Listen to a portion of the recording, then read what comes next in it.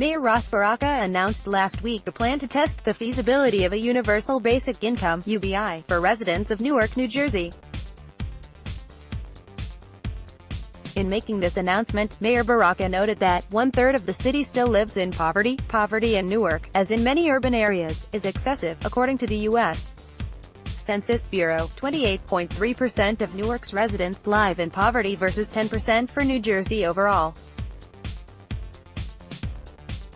The programs in place to help the poor, such as Section 8 public housing, Medicaid, and SNAP benefits, food stamps, are often difficult to navigate and unduly expensive. Our welfare system is in dire need of reforms, but such reforms must come at the federal or state levels, as mayors have limited ability to implement needed reforms.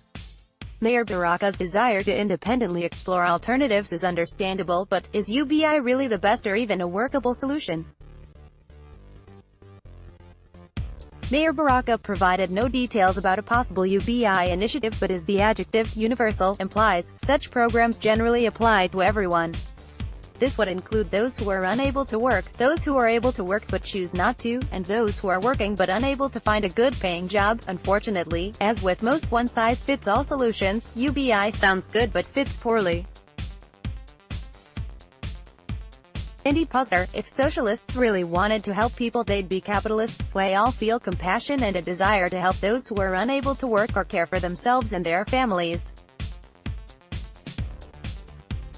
However, previous experiments with UBI have proven ineffective at lifting such individuals out of poverty. Ontario, Canada implemented a 3-year UBI. It only covered individuals with low incomes, and the benefits replaced unemployment insurance, the state pension and disability payments. The city cancelled it after 15 months, citing high costs.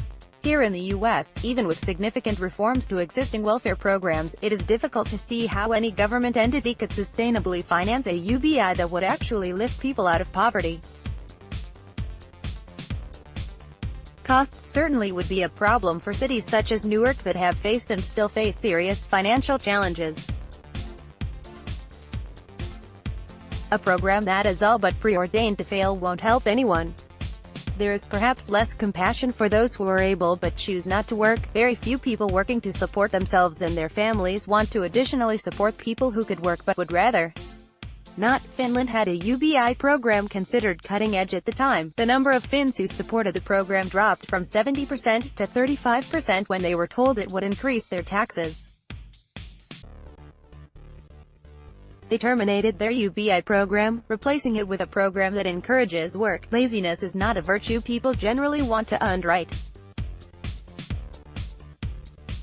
Well-intended welfare programs can also create situations where not working pays better than taking an entry-level job. Intended as a safety net, such programs may become barriers to upward mobility by discouraging people who might otherwise choose to work from entering the labor force. The only way to get on the ladder of opportunity is to get a job. The independence, self-respect and the dignity that come with doing a job well and being rewarded for it are attributes any welfare program should encourage, not discourage. It's difficult to see how a UBI could avoid this pitfall.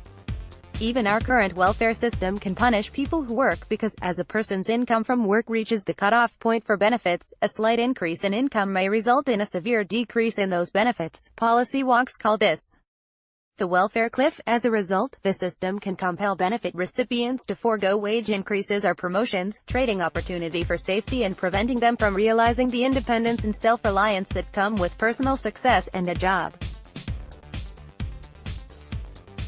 This isn't a criticism. Such individuals are simply making economically rational decisions. For individuals who are working and receiving benefits, a municipal-level UBI could similarly lift such individuals' incomes above the cutoff levels, reducing benefits to which they would otherwise be entitled.